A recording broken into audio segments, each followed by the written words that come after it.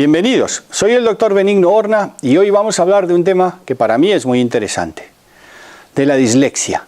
Pero vamos a centrarnos un poco en la dislexia desde abajo, desde cómo son los niños disléxicos, cómo sentimos, cómo vivimos, los problemas por los que hemos ido pasando. Y os voy a contar una pequeña historia.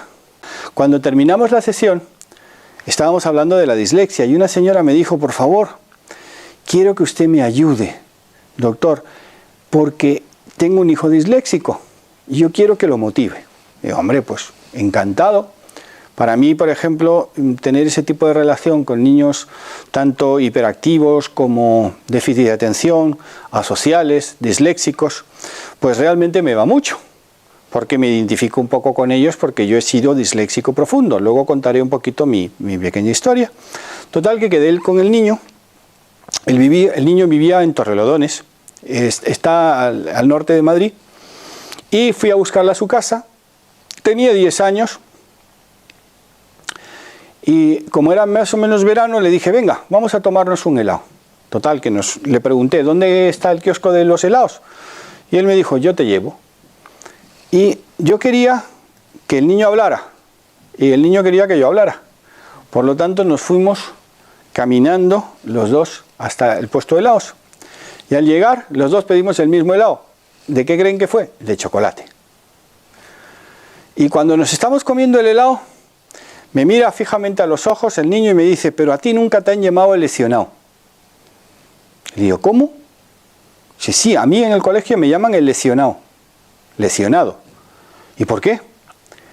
Digo, porque alguien miró el significado de la palabra disléxico y es una persona que sufre una lesión cerebral. Entonces yo me planteo, yo me enteré que era disléxico con casi 30 años, porque en mi época no existía la dislexia, no es que no existiera, no estaba detectada. Y realmente fue como muy chocante, porque este niño me dijo, ¿yo para qué voy a estudiar si tengo una lesión en el cerebro? ¿Yo para qué voy a ser bueno y ordenado? Porque, ¿para qué? Fijaros cómo me dejó aquel chaval. Entonces, lo que le hice fue, él me preguntó, ¿y tú cuando tenías mi edad, cómo eras? Y aquí me viene la pregunta, ¿es hereditario, es genético la dislexia? Y la respuesta es muy fácil, no. A mí, por lo menos, en mi caso, yo tuve dislexia a partir de una malaria. Una malaria que casi me lleva a la tumba en el 58. En aquellos años, no es como ahora que solamente creo que son 2 millones de personas las que mueren al año de malaria. En mi época morían todos. O sea, el 2% era capaz de sobrevivir.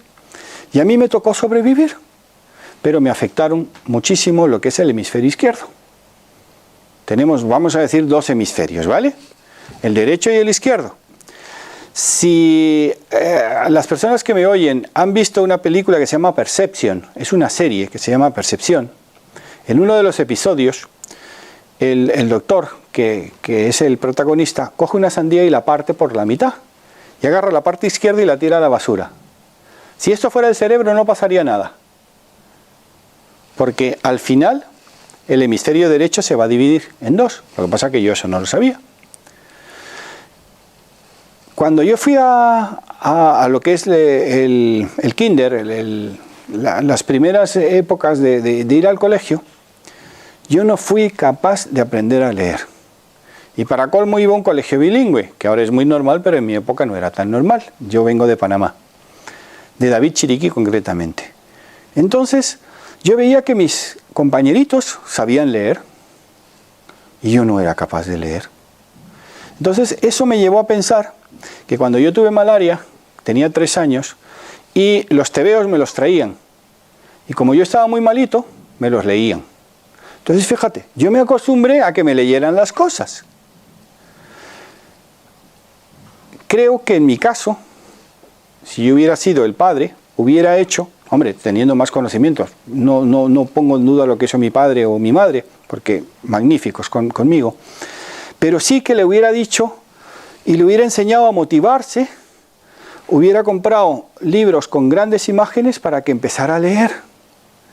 Pero fijaros que en mi caso fue aparentemente por vaguería. No, porque tenía el hemisferio izquierdo totalmente, vamos a decir, dificultado. Entonces cuando empezamos a ir al colegio, yo siempre iba de los últimos, pero tenía la suerte de que no suspendías de curso. Hice primero, segundo, los 6 primeros de bachiller, perdón, de primaria. En Panamá eran 6 de primaria, 6 de secundaria y luego la universidad. Al llegar a sexto, yo siempre dejaba alguna asignatura, pero no me preocupaba, porque siempre me aprobaban. No aprendí a leer. La palabra dictado me parecía lo más horrible que me podían decir, me echaba a llorar.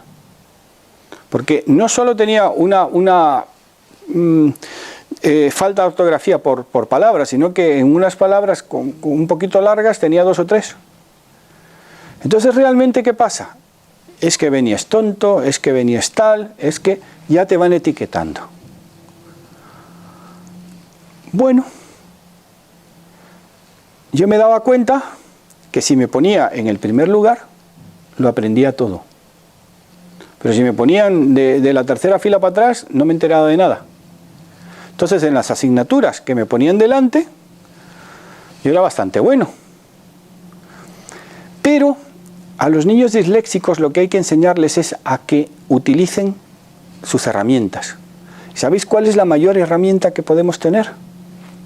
La imaginación. Tenemos una imaginación increíble. Yo no era capaz de escribir, y mucho menos de redactar. Pero si me pedían que contara un cuento, rápidamente lo contaba. Para colmo, yo era hiperactivo. Era una especie de ardilla atómica. No había forma de que me quedara quieto. Y para colmo de males, era el hombre, o sea, el niño más desordenado que había.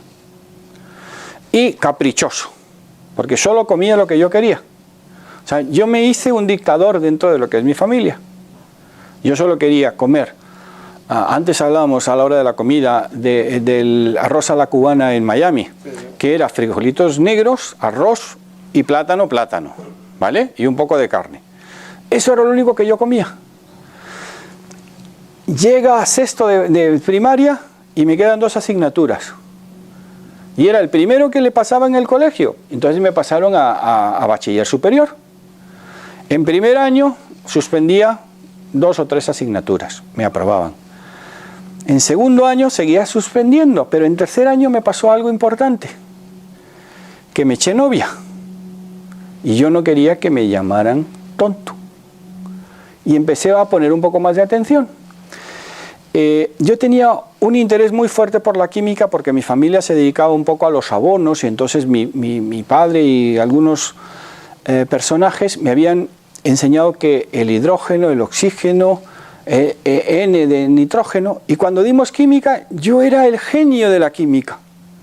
Y entonces me sentí terriblemente bien conmigo mismo, porque alguien me respetaba. ¿Qué pasó? Que en el año 64, el 9 de enero del 64, pues Panamá entró en una especie de guerra con Estados Unidos. Y a mí me pasó al día siguiente un hecho muy desagradable. Me dieron una paliza por ser rubito y blanquito. Alguien que no nos conocía, que pensaron que yo era gringo. Y una señora me salvó diciendo que yo era español, pero nadie sabía lo que era español y me dijeron gallego. Y entonces entendieron que yo no era gringo. Y por eso yo le tengo tanto amor a Galicia. Y por eso siempre presumo del Camino de Santiago. Los niños disléxicos sufrimos una barbaridad. Aislamiento. El ser raros. Lo que más queremos es ser normales. Yo llevo hoy zapatos de cordones. Yo creo que a partir de los 18 años me pude aprender a amarrar los cordones. Porque a mí siempre me decían, se ponían delante mío y había que amarrarse los cordones y yo lo hacía siempre al revés. O sea, si hay una señora, una madre, un padre que tenga hijos disléxicos y les quiera enseñar a que se aten los cordones, no se pongan enfrente de ellas a atárselos. Hagan que el niño se ponga detrás y que él lo vea cómo lo hacen y así aprende. Fijaros, ya empezamos a buscar soluciones. Por ejemplo, la hiperactividad mía. ¿Cómo puedes agarrar a un niño hiperactivo? Pues les pido por favor que busquen El elemento de Ken Robinson. Es un libro que pueden encontrar, donde Ken Robinson cuenta las historias de hiperactivos. Niños horribles, vamos a decir horribles, por favor, tampoco éramos tan horribles, sino que eran raros. ¿Qué hay que hacer con un disléxico, con un hiperactivo? Hacer que queme energías, porque si se va a la cama sin quemar energías no se duerme, y además si tiene hermanos los va a despertar a todos.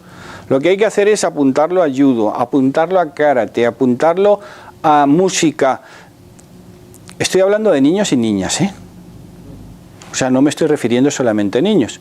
Normalmente se da mucho más en niños que en niñas.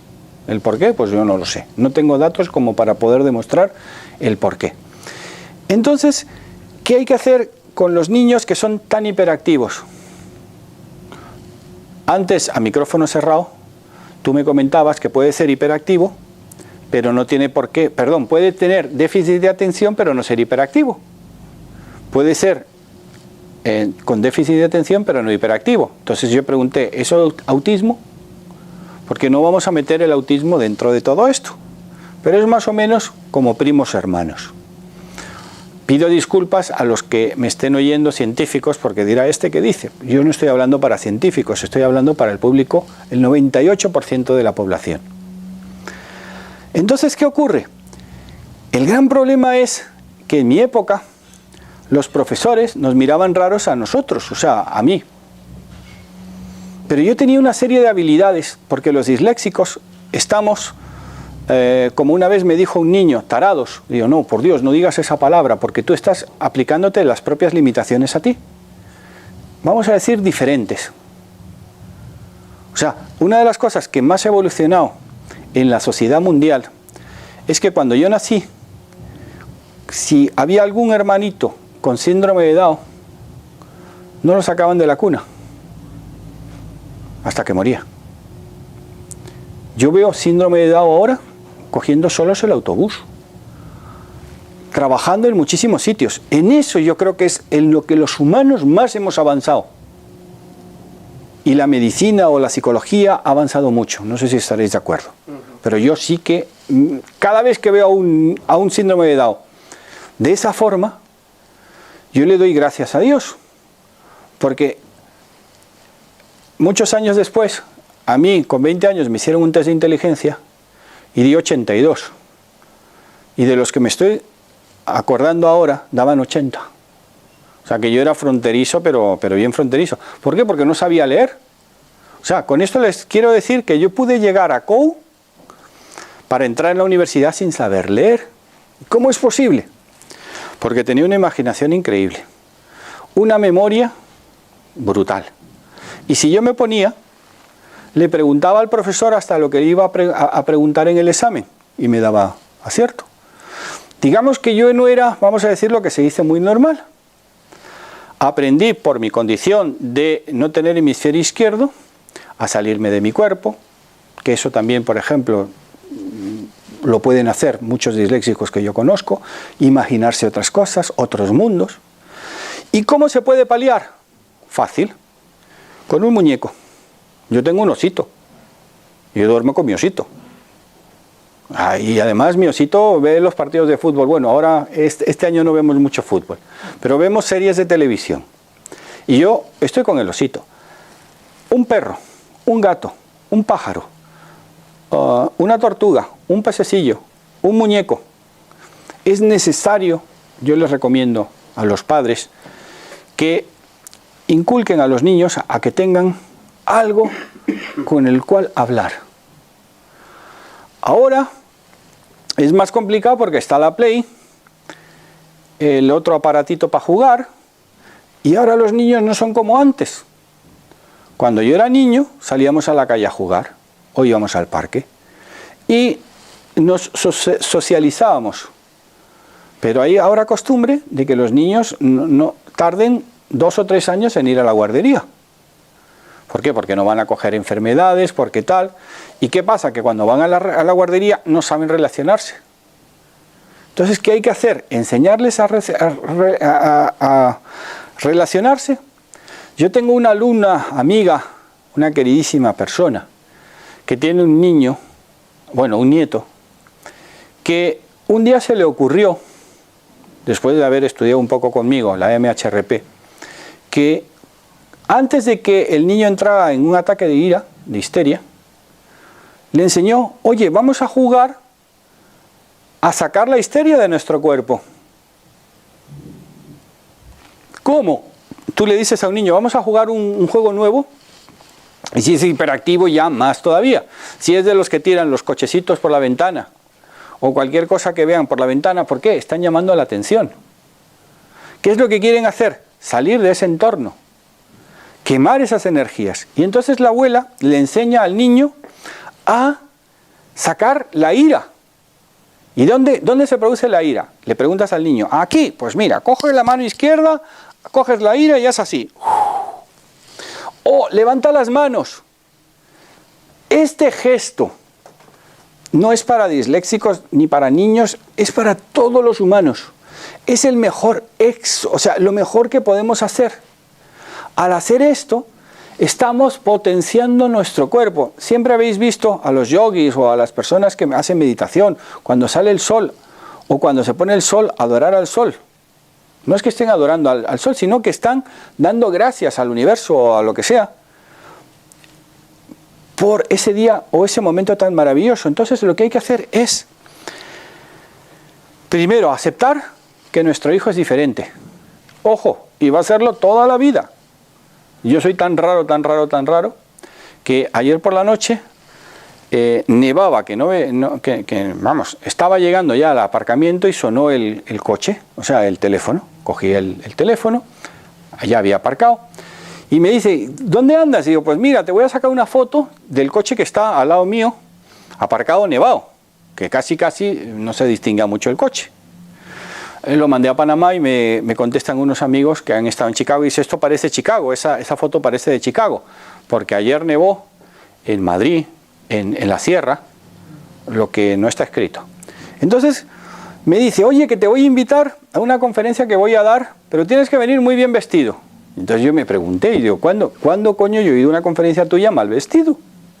O sea, yo no se me ocurre ir a una conferencia, no, es que tienes que traer chaqueta y corbata. Digo, pues muy bien, fenomenal. Y por favor, no hagas preguntas de las que tú sabes. Yo dije, nos conocemos hace 47 años. Imaginaros qué opinión deben de tener de mí, que yo voy a ir a una conferencia a preguntar cosas raras.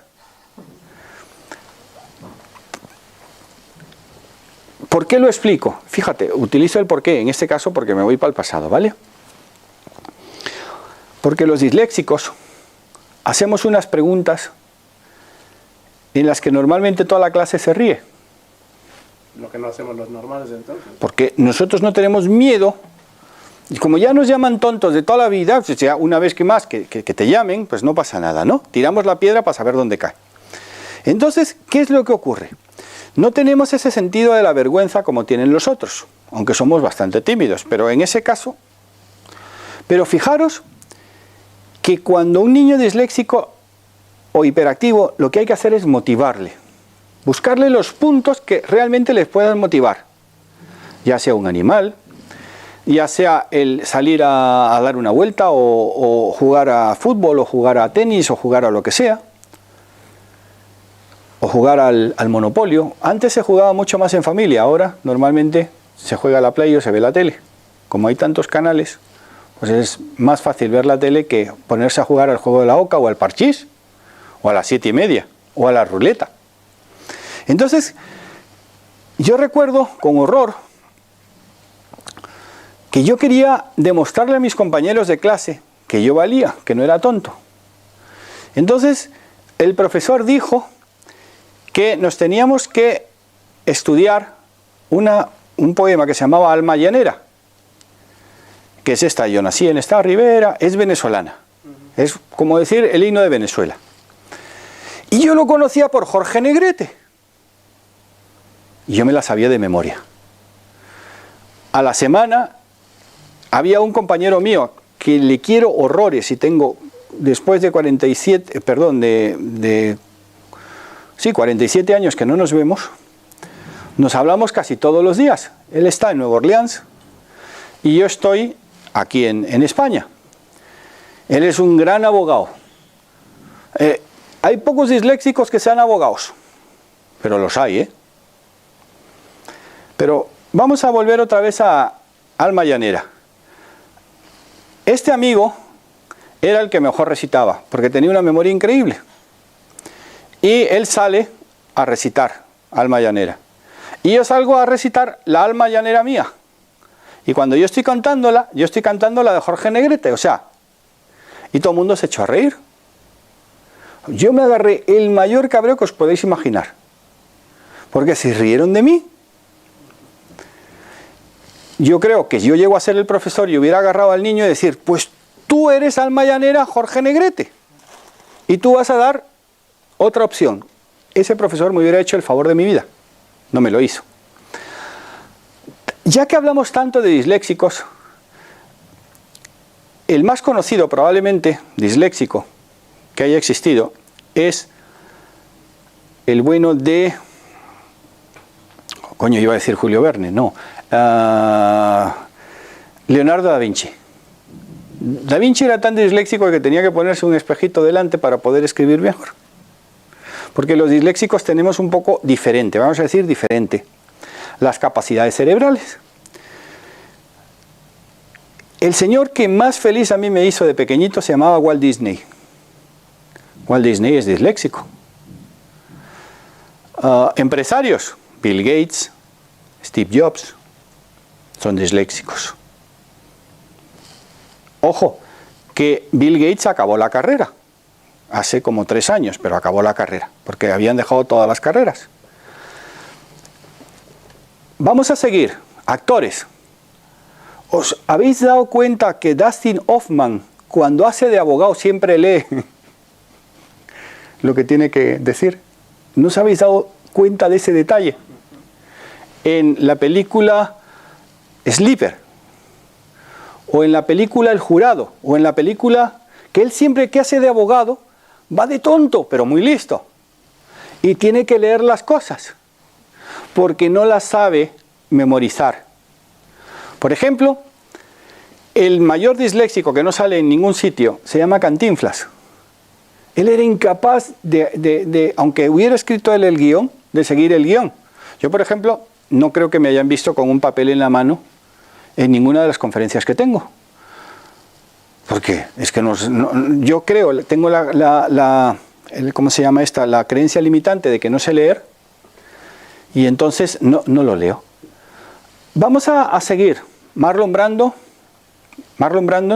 disléxico profundo. Escritores, Hemingway, John Lennon. Y aquí lo que más le va a sorprender, Mozart y Beethoven eran disléxicos. Porque Mozart veía la música.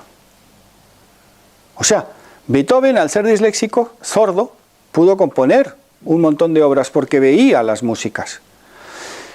Yo conozco personas, tengo una alumna que, vamos a decir, se dedica un poco más a la flauta, y ella me dice, lo más maravilloso para mí es ver cómo se interpreta. Yo nunca le he querido decir, hombre, es que tú eres un poquito disléxica. El mejor ejercicio, uno de los mejores ejercicios que hay para disléxicos, lo podéis ver, y esto lo he repetido ya en alguna ocasión, en la película Karate Kid. El chico de Karate Kid era disléxico. Esto, dar cera, pulir cera, es absolutamente maravilloso, no para los disléxicos, para todo el mundo, ¿vale? Porque aquí estamos accionando los 2 hemisferios a la vez. Y si tú eres capaz de estar haciendo esto y de estar haciendo otra cosa, dirás que es mujer, porque la mujer es más fácil que lo pueda hacer. Los hombres tenemos más dificultad a nivel cerebro o a nivel mente de poder hacer este ejercicio. ¿A dónde voy yo? A que el ser disléxico no tiene que ser una desventaja. El que supera la dislexia llega donde le da la gana. Yo recuerdo, por ejemplo, que no le tenía miedo. O sea, normalmente los disléxicos la palabra miedo no existe mucho. Nos lanzamos. Cuando hacía COU en el SEU, aquí en el SEU San Pablo, en Julián Romea, en la clase de lengua se les ocurrió mandar a un alumno a que entrevistara a uno de los mejores escritores españoles vivos. Y como nadie se atrevía, yo no sabía ni quién era el señor que había que entrevistar. Un voluntario para entrevistar a fulano de tal. Yo. Entonces el profesor me dice, ¿está usted seguro, Orna, que quiere hacerlo? Y le pregunté yo, ¿y quién es el señor que tengo que entrevistar? Es el portero del Betis. Y los otros decían que no, que era del Sevilla. Pues yo me hice la imagen, yo me lo creí. Tú antes me has preguntado, ¿te crees las cosas que te dicen? Pues yo me las creo. O sea, normalmente puede ser un poco cretino porque te crees las cosas. Pero luego ya aprendí a mirar a los ojos, lenguaje gestual, y veo si me mienten o no. Pero normalmente le doy ¿cómo se llama esto? ¿Cómo diría yo? El placet. Sí, el placet de ello. Gracias. Entonces, ¿qué ocurre? Yo voy donde el escritor famosísimo, que tiene un carácter o tenía un carácter horrible, me abre la puerta, yo entro, me lleva al salón lleno de libros. Yo jamás había leído un libro hasta entonces. Y me dice, ¿qué quiere tomar? Una Coca-Cola. Claro, yo venía de Panamá. El otro no era muy americano, digamos, partiré de la Coca-Cola. Y me dice, bueno, ¿y ha traído las preguntas? Y dice, no. Y le digo, mire, yo quería preguntarle, es que no me lo han dicho. ¿Usted era portero del Betis o portero del Sevilla? Mira, el hombre se transformó en un ogro, me echó a patadas, me dijo quién era yo, me hizo que le escribiera el nombre, me pidió el carné, llamó directamente al lugar donde me habían mandado. Bueno, me hicieron un test de inteligencia y, como antes dije, suspendí bastante. Cuando llegué a España, cuarto curso lo aprobé por orden ministerial. Quinto, me suspendieron 3. Sexto, 4. La reválida no la hice, o sea, no la aprobé y llegué a COU. Y llego a COU al SEU. Y en la primera evaluación teníamos 7 asignaturas, saqué 7 muy deficientes. Entonces me hicieron el test de inteligencia, aparte de lo que habían visto de mi entrevista al escritor famoso.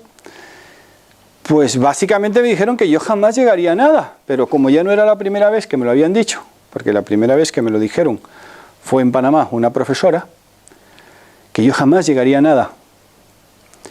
Pero, ¿cómo diablo tú puedes llegar a hacer COU con 20 años sin saber leer?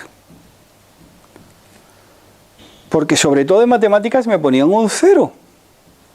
Pero no digo yo que era un genio en la bolsa, pero normalmente sí que fui un genio en la bolsa, porque mi abuelo me llevó y me explicó que no había que saber tanta matemática, sino verle la cara a los que llevaban Telefónica o a los que llevaban Iberduero, o a los que llevaban Hidroeléctrica Española para saber cómo venía el valor.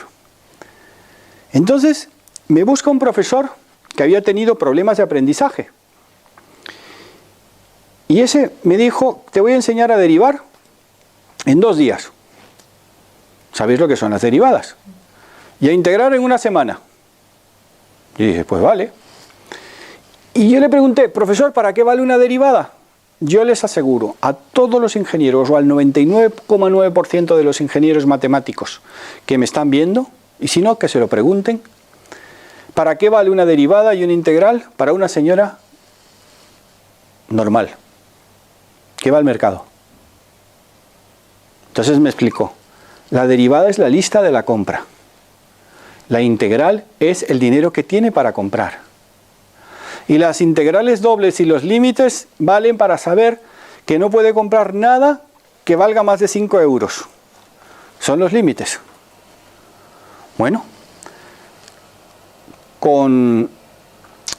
vamos a ver, para no mentir, o sea, para no equivocarme, yo entré a estudiar en la Universidad Complutense, me admitieron en abril del 75 y en junio del 75,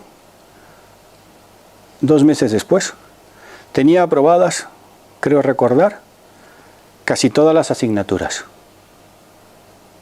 de económicas. Económicas era una carrera un poco complicada. ¿Qué había hecho durante todo ese tiempo? Pasar mi expediente, me mandaron a la Autónoma, luego pasé a la Politécnica, luego me quise volver a la Complutense y ya, luego no me dejaron. Y resulta que aprendí matemáticas. Pero como yo me lo creía todo, y yo no sabía tomar apuntes, yo iba donde las chicas que estaban en primera fila y les compraba los apuntes. Y sacaba fotocopias de los apuntes. Y un día, en la clase de Historia de Economía, alguien para tomarme el pelo puso en los apuntes que el rey en ese momento era antimonárquico y revolucionario. Y todo el mundo puso lo mismo, porque copiábamos de los mismos apuntes. Y poco a poco empecé. ¿Cómo es posible que un disléxico profundo, hiperactivo y asocial como yo tenga de nota media entre bachiller superior, COU y primera carrera universitaria una media de 5.1, no llego a 5.2? Si tú abarras mi expediente, y además tengo la gran ventaja que los guardo, y mis datos están en la universidad. Creo que recordar que tuve 3 notables y 2 bien, y todo el resto aprobados. Pero ¿qué pasó? Que cuando aprendí a interpretar la matemática, a imaginarme los números, a verla de otra forma, y aprendí a leer, mi primer libro lo leí con 22 años, Esta noche la libertad. Y mi abuela me dijo, tú serás un gran escritor. Ella no sabía que Agatha Christie, que era su autora favorita, era disléxica profunda. Fíjate, Agatha Christie. Hemingway, que yo adoro a Hemingway. O sea, me encanta Hemingway. Disléxico también. Entonces, hay que desdramatizar. Pero, ojo, el cómo tratamos a los disléxicos y a los hiperactivos. Vuelvo otra vez al 9 de enero del 64. A mí me dieron una paliza. Pero mi abuelo buscó en la zona del Canal de Panamá a un marine que supiera artes marciales y me enseñó artes marciales. Y yo pasé de acosador a acosado. A que me cascaran todo el mundo, a cascar. O sea, escribí un libro que se llama En camino de la meta, más o menos, perdón, es que no me lo sé de memoria, lo he escrito yo, El camino hacia la meta. Os juro por Dios que no me acordaba del libro, y lo he escrito yo, ¿vale? Eso es típico de disléxicos. ¿Y a que no sabéis qué es típico del disléxico? Que cuando va a contar un chiste se ríe antes de que termine de contar el chiste. Que la derecha y la izquierda no lo entiende, que los colores se les confunde. A mí el rosa y el celeste, ojo, todavía ya no, pero el rosa y el celeste se me confundían. Si hay una persona que se llama Alberto, yo le llamo Alfredo, y al Alfredo le llamo Alberto, y no lo hago de mal. O sea, son pequeñas cosas que dicen, es que este niño es tonto, es que tú eres idiota, tú eres imbécil. Os hago una pregunta. Las grandes fortunas normalmente las han hecho gente que cuando nació eran pobres. Lo podemos ver. Yo fui terriblemente pobre como escritor y como lector. Yo ahora mismo tengo 32 libros publicados. Y si los buscan en Amazon, por ejemplo, ponen novela de amor. Mi última novela con seudónimo D.H. Wolf, que pone D.H. Wolf Benigno Horna, está la número 1 o la número 2 en ventas en el mundo en español en Amazon. Yo quiero, el gran reto de mi vida es convertirme en el escritor en español más vendido para demostrar que cualquier disléxico, hiperactivo y asocial como yo no tiene límites si se lo saben encauzar. ¿Qué hay que hacer cuando tu hijo es hiperactivo y no eres capaz de dar pie con bola con él? Llévalo a natación, no le pongas música si no le gusta la música, que es muy culta. Si le gusta la música, llévale. En el libro de El elemento de Ken Robinson, él hace un estudio, os hago una pregunta, ¿cuál es el conjunto de toda la música más conocido? No me digas ABBA, Beatles. No, Beatles. O sea, de los 4 Beatles, ¿sabéis quién sacaba sobresaliente en música? Ringo Starr, John Lennon, George Harrison y Paul McCartney, suspensos. No tenían oído musical. Butragueño llegó al Real Madrid sin haber jugado en infantiles ni en cosas de estas. ¿Sabéis con quién jugaba? Con su perro, a regatearle a su perro. O sea, tenemos que tener en cuenta que los disléxicos tenemos algo, que es que no nos rendimos jamás. O sea, tenemos una capacidad de lucha tremenda, porque desde pequeños nos han machacado con que somos tontos, que como somos idiotas. Por ejemplo, en El elemento sale un niño que caminaba así y le encantaba ir con las manos en el suelo caminando. ¿Qué hace esa señora? ¿Cuál es el elemento de ese chico? El gimnasio. Lo llevó a un gimnasio y se convirtió en el primer norteamericano que ganó la medalla de oro en gimnasia. Y se casó con Nadia Comaneci, la reina de la Olimpiada, me parece que era de Montreal o de Los Ángeles. Y tienen una fundación para ayudar a niños disléxicos, hiperactivos y que tengan problemas, vamos a decir, lesiones cerebrales. Yo a esa gente le pongo un altar.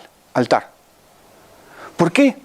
Porque convirtieron a ese niño en algo muy positivo. Por ejemplo, a mí mi abuelo me ponía el caso de un mallorquín llamado José Amengual, que era poliomielítico, o sea, había tenido polio y tenía una pierna más corta que otra. Mis padres tenían un amigo, se llamaba don Arsenio, que nadaba genial en Santander, porque él en el mar era igualito.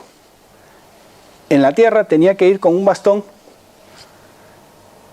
¿Y qué hizo José Mangual? Campeón del mundo de submarinismo. Los disléxicos tenemos algo muy en común, que si buscamos modelos que imitar, por ejemplo, podemos salir totalmente adelante. No voy a caer entre Messi y Ronaldo, pero Messi es un tío que era bajito, que no valía para nada, que si no hubiera venido a España se hubiera quedado, sabe Dios dónde. Pero aparte de la voluntad que le pusieron ellos, ahí salió el Barcelona y le apoyó. Ojo, yo soy del Real Madrid, pero reconozco que Messi tiene que ser un ejemplo en el aspecto de superación. Y a mí me enfada cuando dicen, es que Messi no sabe hablar, es que es tonto. ¿Cómo coño va a ser tonto ese tío? Será tonto para lo que nosotros creemos que es ser listo. No sé si me explico. ¿Con qué lo comparamos? El disléxico y el hiperactivo hay que encauzarles, no controlarles. Por ejemplo, yo he contado muchas veces que a un disléxico, que es un desordenado, todos normalmente lo somos, nos tienen que poner, hacer tu habitación quiere decir hacer tu cama, recoger tu ropa y llevarla a la lavadora o a la cesta de no sé qué, los zapatos ponerlos en tal sitio, la ropa de tal, la que está planchada colgarla. Si a nosotros nos ponen todas estas normas, lo hacemos genial. Los disléxicos somos muy buenos militares. Bueno, aunque yo no lo sea. Pero sabemos, ojo, acatar órdenes y dar órdenes. Uno de los disléxicos así muy conocidos norteamericanos era el general, ¿cómo se llamaba? El de murieron con las botas puestas, el general Custer. Caster era disléxico. Yo cada vez que veo a Dustin Hoffman trabajando de abogado y leyéndolo, me encanta. Que hizo un papelazo con aquel chico que era retrasado, que jugaba muy bien, o sea, contaba números, no me acuerdo cómo se llamaba. Rayman. ¿Sabéis quién es otro disléxico profundo? Tom Cruise. Vamos a hacer todos entonces. No, te explico.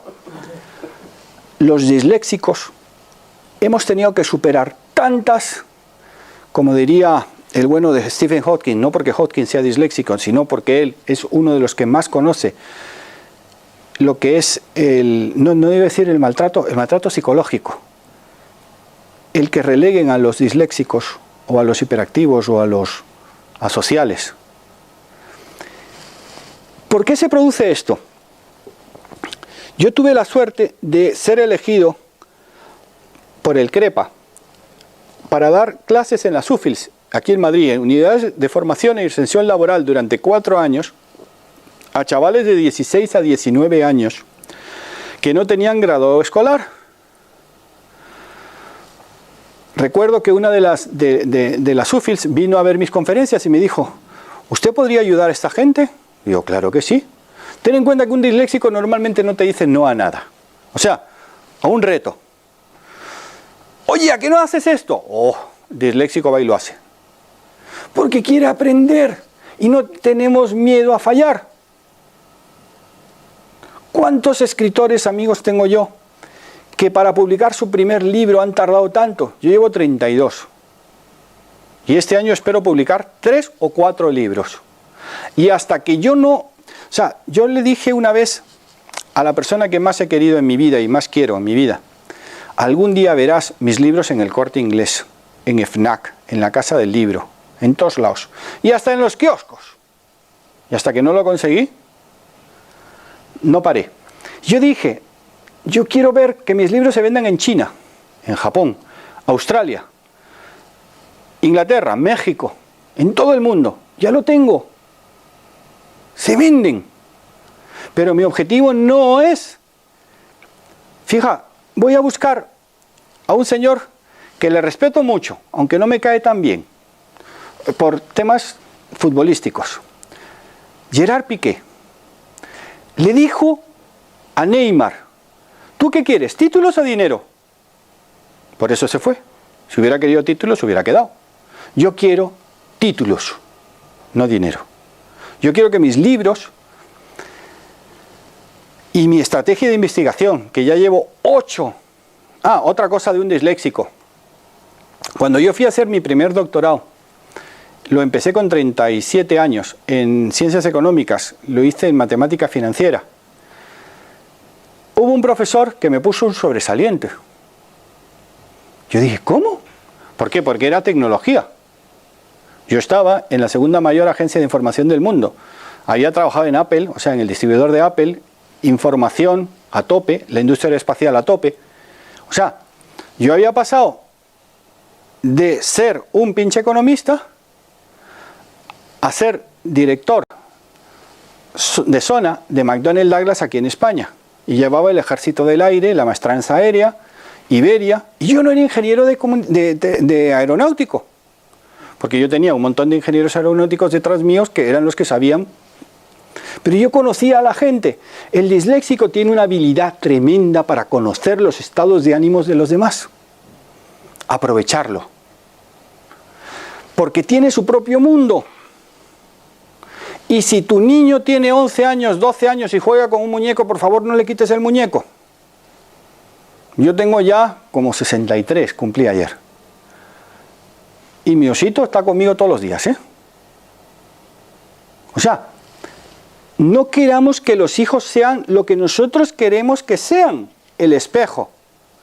Lo que yo aprendí escribiendo este libro es que la obligación o el deber de los padres es enseñar a los hijos a correr su carrera.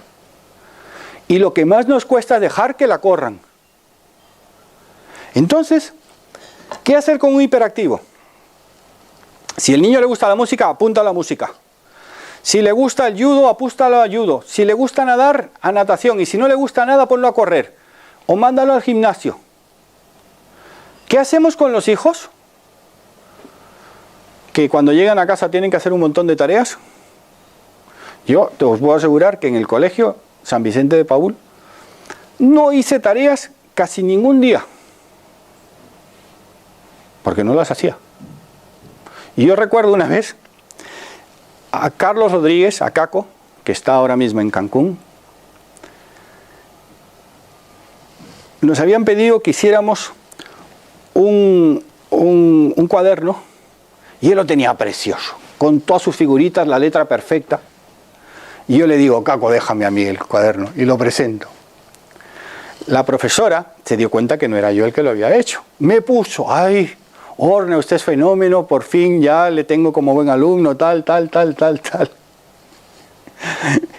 Y cuando le voy a coger el cuaderno, me dice, Caco, ¿esto es tuyo? Sí.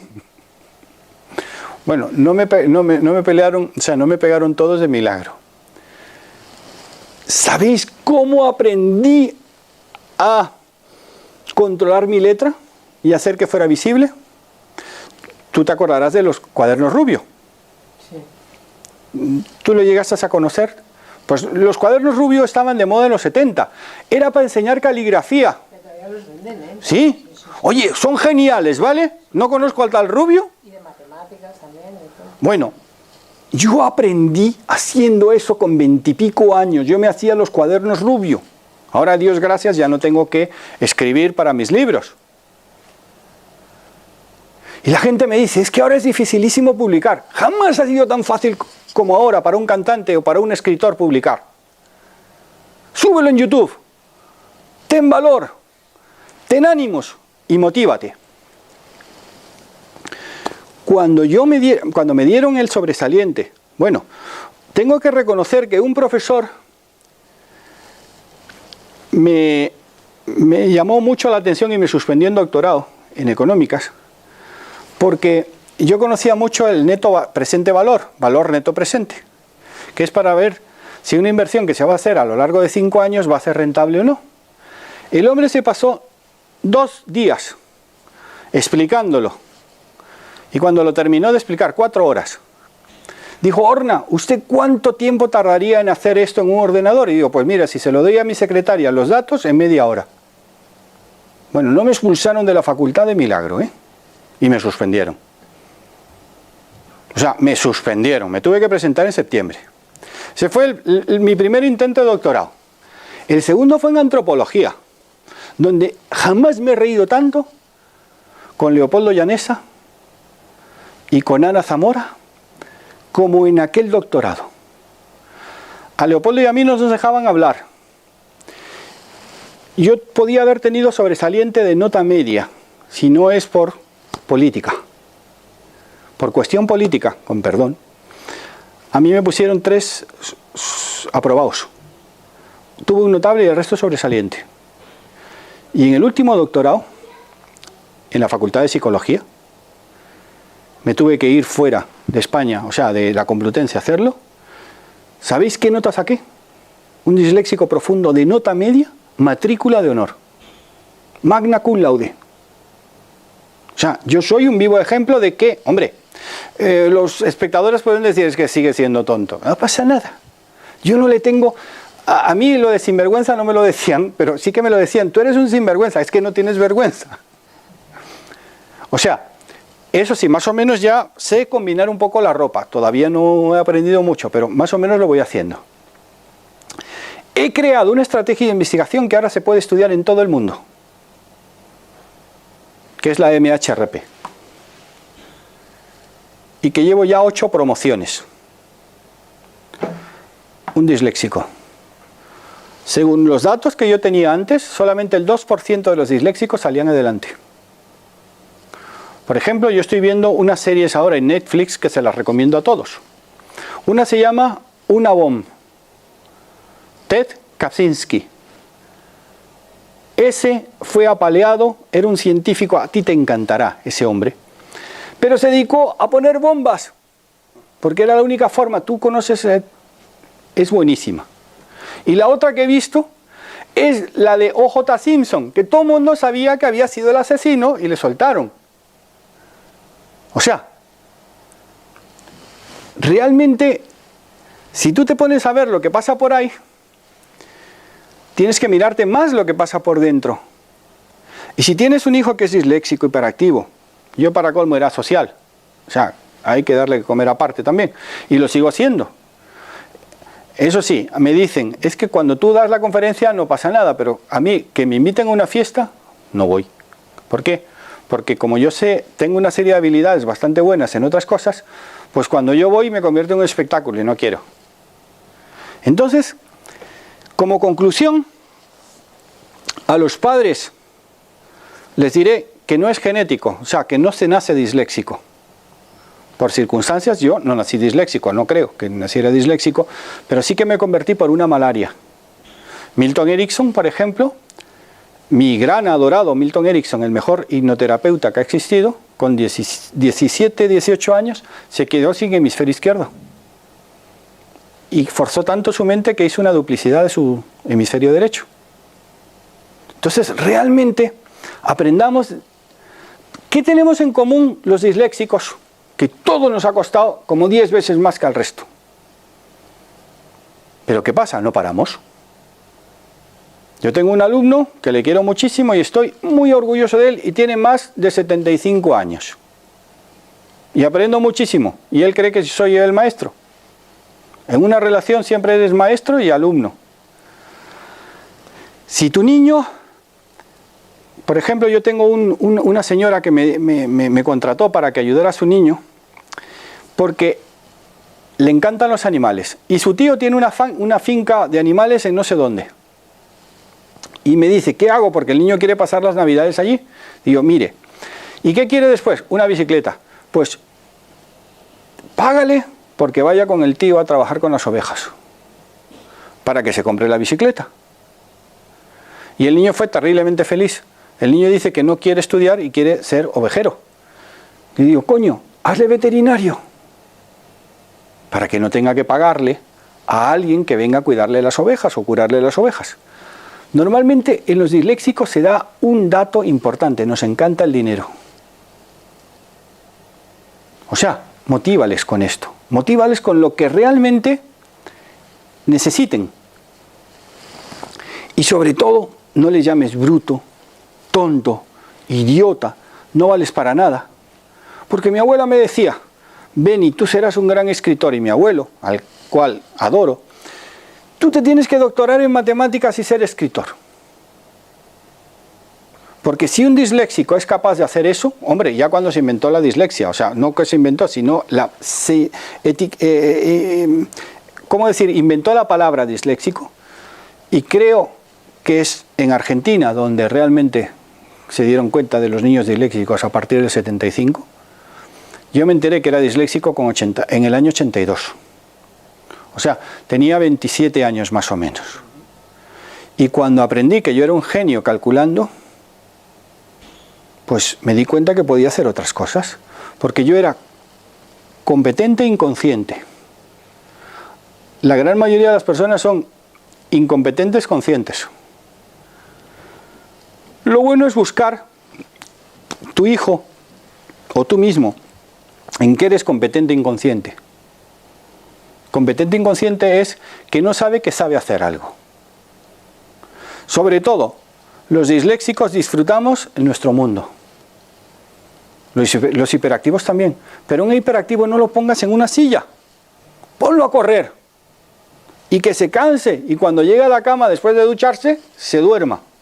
Y verás que bien duerme. Más o menos, no sé si os ha quedado claro lo que yo quiero en este vídeo es no explicar cómo se produce, sino cómo somos, cómo sentimos. Uno de los mayores horrores que me pasó a mí, y por eso tengo tantos doctorados, o he estudiado tantos doctorados, es que mi novia de toda la vida, cuando yo suspendí COU, estudiaba cuarto de farmacia. Y yo COU. Y los novios de sus amigas o habían terminado la carrera o estaban trabajando. ¿Y yo qué hacía? Ven y hacía SCO. No fue por eso por lo que la dejé, pero realmente tardé 16 años de mi vida en superarlo. Otra desventaja que tenemos los disléxicos, que somos profundamente sensibles, hipersensibles. Por eso hay tan buenos músicos. Sensibilidad e imaginación, ahí lo tenemos. Y que se mueva. Y sobre todo, por favor, cuando veáis alguna película de Dustin Hoffman haciendo de abogado, va a estar leyendo lo que tiene que decir, porque es incapaz de aprendérselo de memoria. Y él se ríe de eso. ¿Eso es ser feliz o no?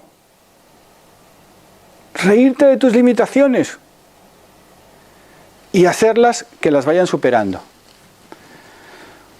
Bueno, hemos llegado al final. Espero que os haya gustado y aquí nuevamente nos veremos.